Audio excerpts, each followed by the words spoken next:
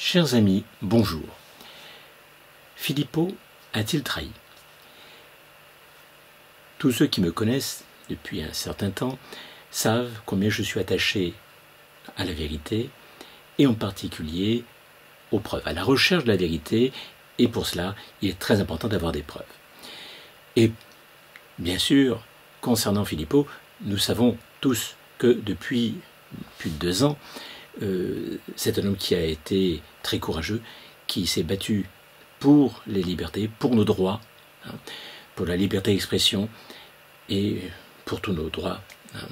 Donc on ne peut pas dire que ce soit un traître, puisque de toute manière, il a lutté inlassablement pour nous défendre. Alors cela dit, personne n'est parfait et il a tenu des propos qui, en effet, donne une impression, à mon avis, négative. Et nous allons voir pourquoi.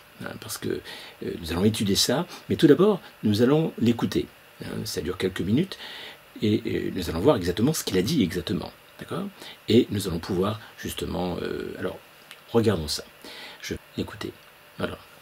Alors, Corinne, à propos de la fraude électorale, voilà. J'ai fait hier une mise au point sur VA+, j'ai fait une vidéo sur Valeurs Actuelles, enfin j'étais invité sur la chaîne VA+, pour aller voir, j'étais avec Pierre Gentillet d'ailleurs, c'était très intéressant, ça a duré quasiment 2 heures, sur l'histoire de la fraude. Attendez. À la présidentielle. Attendez. C'est pas parce que vous êtes surpris, parce que vous n'aimez pas Macron, et que vous êtes surpris qu'il soit réélu, qu'il y a forcément fraude. 2020 aux États-Unis, vote par correspondance, vote électronique, système Dominion massif, partout. 50 systèmes électoraux parce que 50 États fédérés avec chacun son système électoral et surtout vote par correspondance avec des dizaines de millions de bulletins de vote qui arrivaient une semaine après par la poste.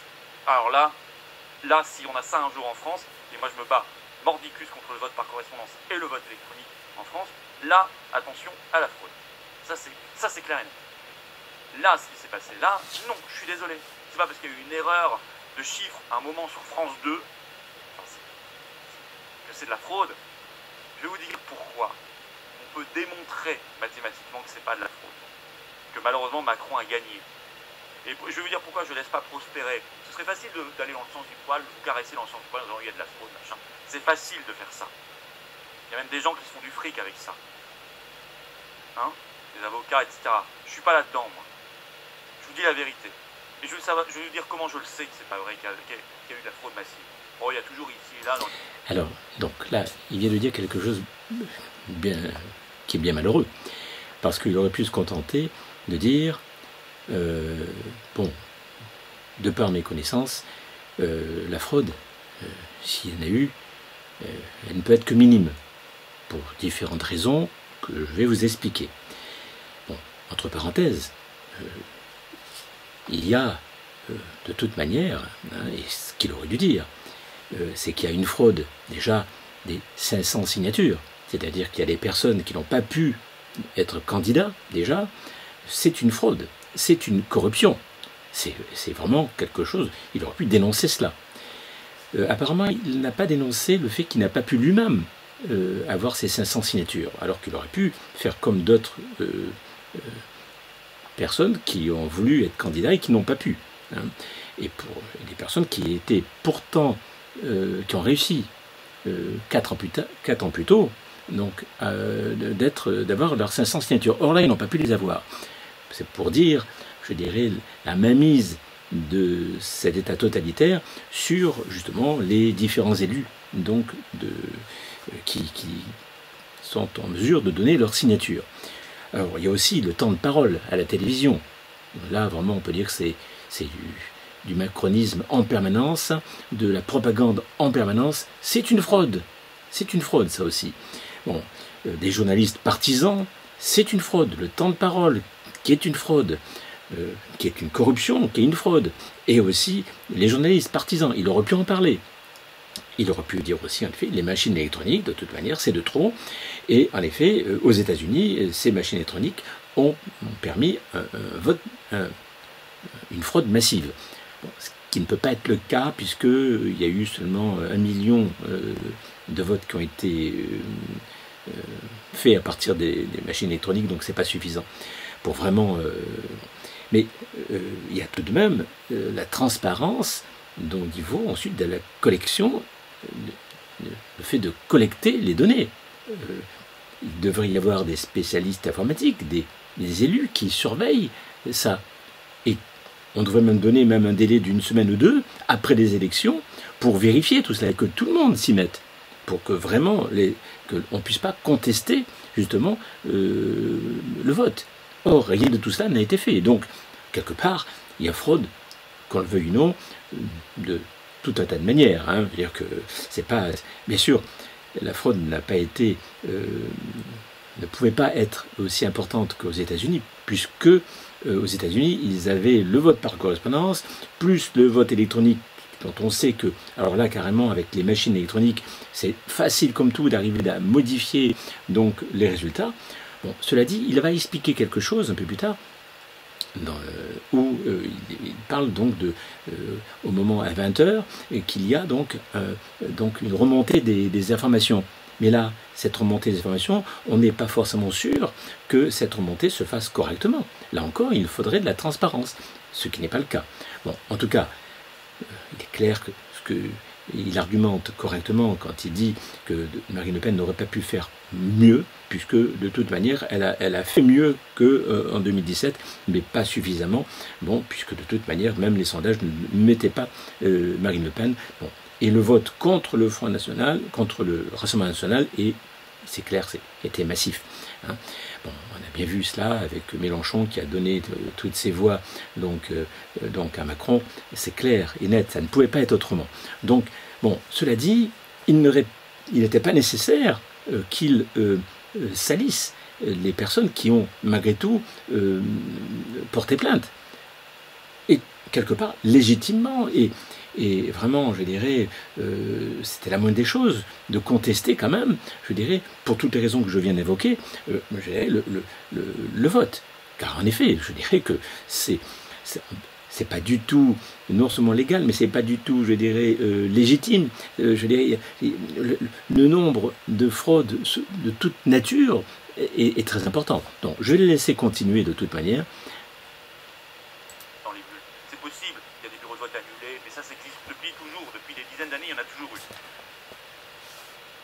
D'abord parce que nous on avait des représentants dans énormément de bureaux et ce qu'on a constaté, c'est tout à fait ce qui a été donné comme résultat ensuite et qui a été publié sur le site du ministère de l'Intérieur pour chacune des communes qu'on a pu vérifier.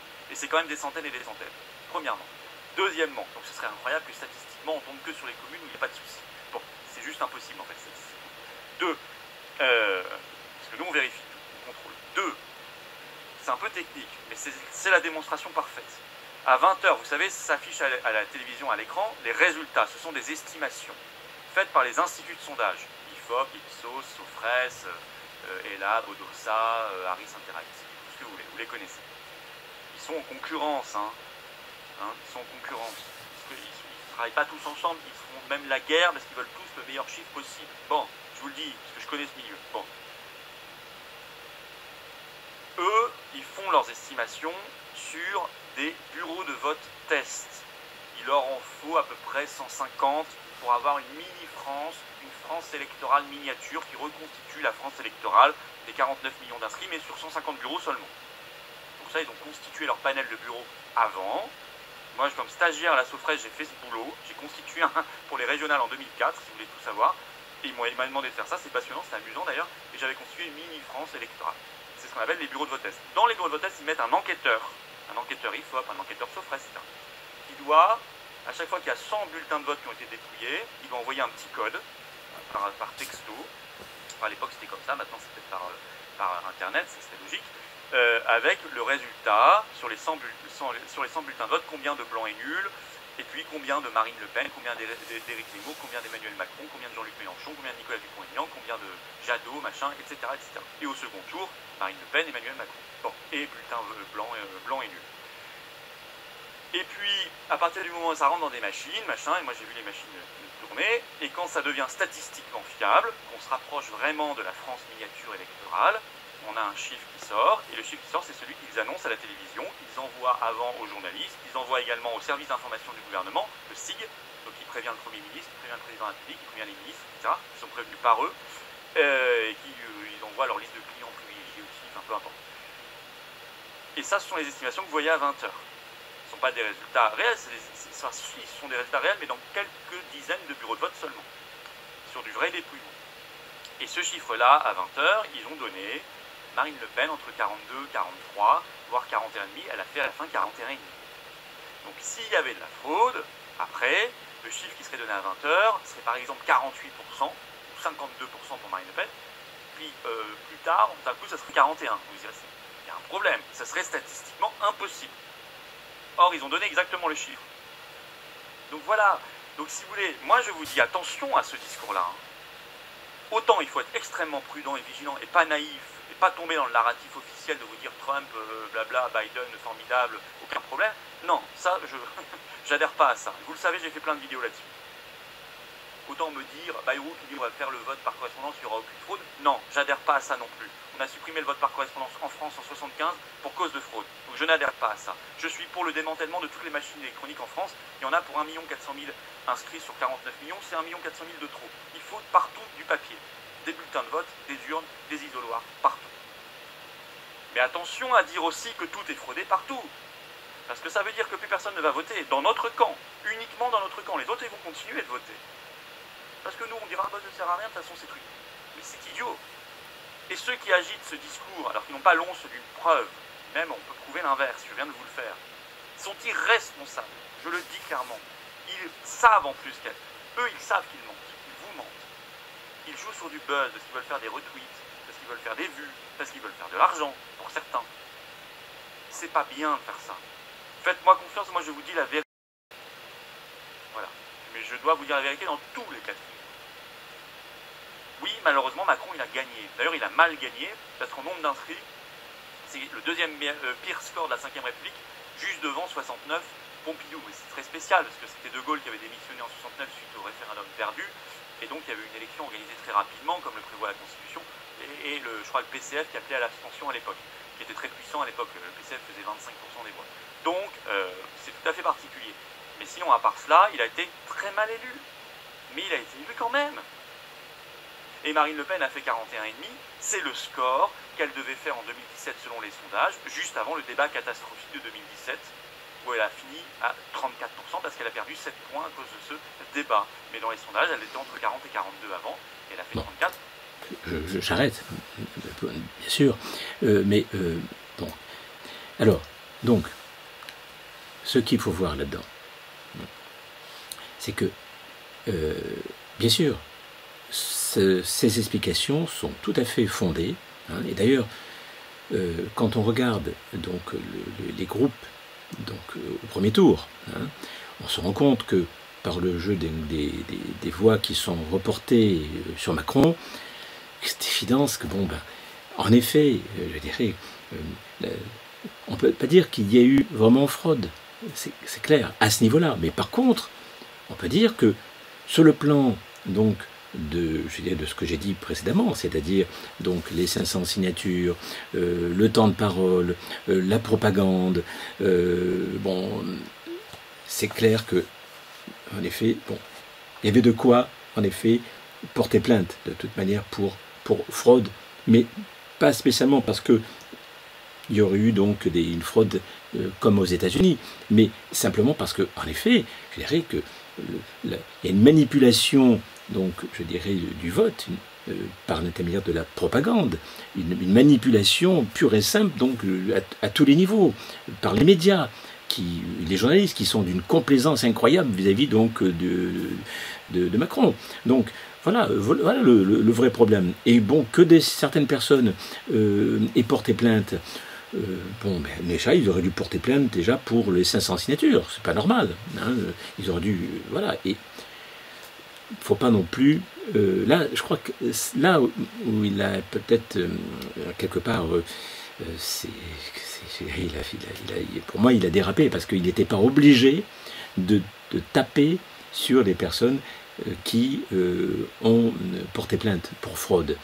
Parce que ce sont des personnes qui, pour la plupart, sont des gens qui se sont battus depuis plus de 2 ans, comme Philippot, et qui donc vraiment ont vraiment défendu le peuple, et vraiment se sont battus. Donc, parlons de buzz, mais lui aussi, on pourrait dire qu'il fait du buzz par moment, hein, donc, etc. Donc, je crois que c'est dommage qu'il ait donné ce coup finalement à d'autres résistants. Donc, parce que là, alors que jusqu'à ce jour, j'ai pas eu l'impression qu'il avait tendance un peu à taper sur d'autres résistants. Alors que on peut dire que les résistants entre eux, depuis presque 2 ans, je dirais, c'est vraiment tout et n'importe quoi. C'est-à-dire c'est à celui qui va démolir l'autre résistant. À la limite, je dirais le fait de taper sur et de dénoncer l'autre comme faisant partie de l'opposition contrôlée ou de trahir, etc. Je dirais, mais quasiment la plupart des résistants font ça. Bon, d'ailleurs, c'est pas étonnant d'ailleurs que ce régime autoritaire et tyrannique continue sans embûche. À la limite, pour arriver donc à nous en sortir, il faudra peut-être compter sur l'extérieur, c'est-à-dire sur les États-Unis ou sur la Russie, pour vraiment nous sortir de là. Parce qu'on peut dire que vraiment, les résistants entre eux ont passé leur temps à se salir les uns les autres. Hein. Bon, il faut dire qu'en plus, un bon nombre d'entre eux ne veulent pas de chef, surtout pas de chef. Ben oui, on a le résultat. Hein. En tout cas, le fait donc comme il a fait, donc de dire qu'il fallait pas dire qu'il y avait de la fraude, c'est excessif aussi. C'est-à-dire que il aurait pu dire en effet qu'il y a eu des fraudes à tous les niveaux, que la fraude purement des bulletins est quasiment inexistante, mais par contre il y a d'autres fraudes qui sont monumentales, celles que je viens d'exprimer. Voilà. Et que, en effet, et dire que les personnes qui ne votent pas, ou qui ne veulent pas voter sous prétexte qu'il y a manipulation par la propagande, manipulation par, en effet, les machines électroniques, même si elles sont en petite quantité, etc. Bon, malgré tout, le fait de ne pas voter, c'est faire le jeu, de toute manière, de nos tyrans, hein, c'est clair. Parce que, il aurait dû dire, est-ce que vous avez d'autres moyens que le vote? Est-ce que nos rassemblements, est-ce que nos manifestants ont porté leurs fruits? Non, pas du tout. Ils ont continué inlassablement l'état profond et donc nos dirigeants ont continué dans le même sens, donc d'augmentation donc de la pression et donc de la suppression des libertés. Ils ont continué. Donc est-ce que vous avez peut-être des armes? Est-ce que vous avez vraiment l'intention de prendre le pouvoir? Non. Alors votez. Voilà, c'est ça qu'il aurait dû dire. Il aurait dû dire, c'est malheureusement notre seule manière d'agir malgré tout, c'est de voter, de surveiller les votes, de bien faire en sorte qu'en effet, il n'y ait pas de manipulation du vote. Voilà. Mais sinon, c'est vrai que en faisant comme ça, il a blessé certains, et puis en plus, quelque part, il s'est blessé lui-même. Parce que en agissant ainsi, il y a un certain nombre de résistants qui n'ont pas dû apprécier du tout et qui, en faisant comme ça, il a créé de la division. Alors, d'un côté, il voulait vraiment que les gens votent et il trouvait qu'en effet, il fallait surtout pas parler de fraude. Hein. D'un côté, ça partait d'un bon sentiment, on va dire ça comme ça. Hein. Mais en attendant, à mon avis, le résultat va être tout à fait contraire. C'est-à-dire que les gens, on va avoir tendance, à cause de ce qu'il a dit, hein, à ne pas voter. À ne pas voter, parce qu'il y a des gens qui vont se rebeller contre Philippot. Alors que finalement, nous devrions être tous ensemble, bien unis, hein, et arrêter de vraiment nous détruire les uns les autres. C'est ahurissant. Comment voulons-nous créer un monde meilleur lorsque éventuellement nous arriverons au pouvoir si déjà avant nous nous divisons et surtout nous nous combattons avec une rudesse extrême, en mentant, en exagérant, en ayant des attitudes extrêmement violentes. qu'on en ait des différends, qu'on ne soit pas d'accord sur certaines manières de procéder, d'accord, mais là, c'est même pas sur la manière de procéder, c'est carrément de dénoncer finalement, je dirais, la malhonnêteté, de dénoncer finalement, je dirais, supposant que les gens sont en train donc d'être faire partie de l'opposition contrôlée et d'être finalement des personnes qui font partie de ces gens qui nous asservissent. Bon. Donc c'est dommage. C'est dommage parce que c'est quelqu'un vraiment qui a jusque-là vraiment fait du très bon travail. Et c'est dommage. C'est dommage parce qu'il faut voir les choses telles qu'elles sont. Hein. Est-ce que vraiment la plupart des Français sont prêts à prendre les armes pour vraiment prendre le pouvoir? Non. Non. Alors, la seule chose, malheureusement, que nous ayons à faire, c'est à bien rester unis et à voter le plus possible. Voilà. Pour les élections législatives, de manière à limiter les dégâts. Voilà. Car il faut voir les choses telles qu'elles sont, c'est que je ne pense pas qu'il y ait beaucoup de personnes qui soient prêtes à prendre les armes et pour passer à l'action. Parce que ce ne sont pas les manifestations que l'on voit qui vont changer quoi que ce soit. Hein. La police, à la limite, tirera dans le tas, point la ligne, puis c'est tout. Hein. Si vraiment les gens étaient un peu plus, disons, violents. Hein. Bon, d'ailleurs, les personnes qui sont violentes en manifestation, ce sont à chaque fois les Black Blocs, les Antifa, donc on fait des extrémistes de gauche. Donc ça n'a rien à voir avec les patriotes, ça n'a rien à voir avec des personnes qui recherchent la liberté. Donc voilà. Donc je souhaite que Philippot s'explique, donc et puis qu'il y ait une meilleure harmonie entre les résistants. Je souhaite que, en effet, j'espère qu'il la verra de ma vidéo et qu'il cherchera donc à expliquer comme mieux et surtout ne plus continuer à salir les autres résistants parce que qu'est-ce qu'il en sait si les personnes qui ont porté plainte veulent vraiment faire les choses pour de l'argent. Hein. Je connais certaines personnes qui ont porté plainte et qui ne cherchent absolument pas donc à profiter de cela pour de l'argent. Simplement, ils cherchent avant tout à dénoncer, je dirais, toutes les injustices et toute la fraude sous toutes ses formes. Voilà. Hein. Alors, bien sûr, certaines personnes pensent que Philippot avait tendance à mentir. En tout cas, que Philippot n'était pas à l'aise et qu'il avait été probablement menacé par les gens au pouvoir, en tout cas certaines instances de l'État profond, et qu'en quelque sorte, il a été contraint en quelque sorte d'agir ainsi. Et donc, ça se voyait, paraît-il, ça se voyait qu'il était gêné et pas à l'aise. Moi, franchement, en regardant à plusieurs reprises donc cet enregistrement, je l'ai trouvé au contraire extrêmement sûr de lui. Sûr, je dirais, comme quelqu'un qui connaît bien le problème et qui, avec une détermination ferme, était mécontent de voir que les gens risquaient de ne pas aller voter à cause de la fraude, en croyant qu'il y avait fraude, en quelque sorte. Je pense qu'au contraire que Philippot, à la rigueur, si on peut lui reprocher quelque chose, ça serait qu'il s'est lâché en quelque sorte et que son ego peut... Bon, ce qui n'a pas été le cas, je trouve qu'au cours des 2 années précédentes, on ne peut pas lui reprocher ça. Par contre là, et je dirais ce qui constitue une preuve qu'il était sincère, et je dirais il n'y avait pas de mensonge de sa part, qu'il était fermement sincère et qu'il n'a pas agi sous la pression de l'état profond, en tout cas de certaines personnes qui l'auraient poussé à dire tout cela.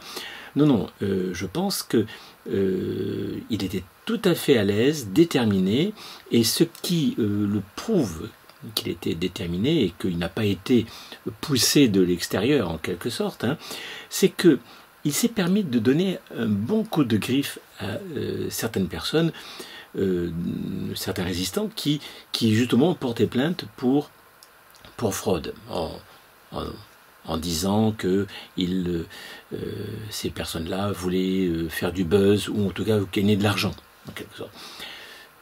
C'était inutile. S'il avait en quelque sorte à agir sous la pression de l'état profond, c'était complètement inutile de taper d'une manière très ciblée sur certaines personnes, sur certains résistants, de manière à faire mal. Bon, il pouvait très bien se contenter de dire « il n'y a pas eu de fraude, il n'y a pas eu de fraude, point la ligne, il n'y a pas eu de fraude », c'est tout. Il aurait très bien pu se contenter de dire qu'il n'y a pas eu de fraude, point la ligne, c'est tout. Il n'était pas obligé de frapper de cette manière-là, d'une manière très, très, très forte. Hein, et il a fait probablement, il a blessé pas mal de personnes en faisant ça, et je crois qu'il s'est lâché. Je pense que c'est une faute. Hein, personne n'est parfait. Et à mon avis, il s'est pas rendu compte que, en agissant ainsi, ça risquait d'être contre-productif. Parce qu'en effet, il était très important de préciser que c'est pas parce qu'il y aurait fraude, ou en tout cas une certaine fraude, qu'il ne fallait pas voter. Au contraire, c'est notre seule manière de pouvoir nous battre. À moins que l'on veuille prendre des armes et qu'on se mette carrément à attaquer donc l'Élysée, prendre le pouvoir et ainsi de suite. Mais pour ça, il faut des armes et en plus des gens déterminés. Ce qui n'est pas le cas. On peut dire qu'en 2 ans, on voit que les gens sont capables uniquement à la limite de taper sur des CRS, à la rigueur, hein, sur des policiers, mais sans plus. À la limite, détériorer du matériel, gueuler dans les manifestations, c'est tout. Bon, alors je ne dis pas que les manifestations n'ont pas été utiles, hein. Bon, mais bon, je dirais par là qu'il faut voir que d'évidence, ça a été utile pour nous rassembler. Mais certainement pas, ça n'a pas été efficace puisque de toute manière, ils ont continué leur programme. Ils ont continué en effet à augmenter la dose donc de tyrannie. Hein. Bon, alors bon, ça a eu peut-être quelques effets. En effet, je pense que si nous n'avions pas fait de manifestation, ça aurait été encore pire. Encore pire. Bon, mais cela dit, ça n'a pas résolu le problème puisqu'ils continuent donc leur processus. Donc, à la rigueur, maintenant, nous n'avons le choix qu'entre, en effet, voter, même s'il y a une certaine propension de fraude, qui, à mon avis, est quasi nulle, parce que réellement, les gens ont voté contre Marine Le Pen. Et dans la grande majorité, les gens ont vraiment voté. Je crois que c'est décevant parce que les Français ont voté très conservateurs. Ont voté, tous ceux qui votent, en général, ce sont des personnes qui ont eu des situations aisées. Il ne faut pas oublier qu'en France, il y a quand même près de 60% de propriétaires. Donc ces personnes-là ont voté avant tout sécurité. Et dans ce cas-là, ils ont voté plutôt Macron. Puis c'est tout. Et puis voter Marine Le Pen, c'était en quelque sorte très très dangereux, si on en croit la propagande. Hein. Voilà, donc je pense qu'en effet que, comme il le dit, le vote Macron est tout à fait... Il n'y a pas eu vraiment et s'il y a eu fraude, elle a pu se faire sur 1, 2 ou 3%, c'est tout. Hein, mais il aurait été élu de toute manière. De toute manière. Bon, donc... je crois que le vrai problème, c'est qu'il a dérapé et je pense qu'il serait nécessaire qu'il corrige le tir de manière à ce que les personnes qu'il a blessées et toutes ces personnes qui les soutiennent ne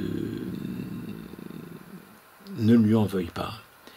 Parce qu'il a quand même tant fait pour la résistance et il peut faire beaucoup encore. Et puis de toute manière, il faut maintenant, à tout prix, c'est notre seul recours, c'est de voter, qu'on le veuille ou non. Mais oui, parce que les gens qui disent qu'ils ne votent pas parce que ça ne sert à rien, et bien dans ce cas-là, qu'ils prennent les armes, et qu'ils prennent le pouvoir, qu'ils fassent ce qu'il faut. Mais il faut être cohérent. Hein. On ne peut pas se permettre de dire on ne vote pas, et puis ne rien faire, et attendre finalement que ce soit les autres qui fassent le boulot. Voilà, je pense qu'il faut être cohérent, il faut être juste dans la vie. C'est très important. Voilà. Bien, écoutez, je pense que ainsi les choses se feront. Voilà. Bon, mais écoutez, je souhaite de tout cœur que les choses se fassent dans le bon sens et que les résistants s'unissent et vraiment œuvrent vraiment avec beaucoup de bienveillance entre eux. Ça, je trouve que c'est très important. Bon, mais je vous dis à bientôt. Au revoir.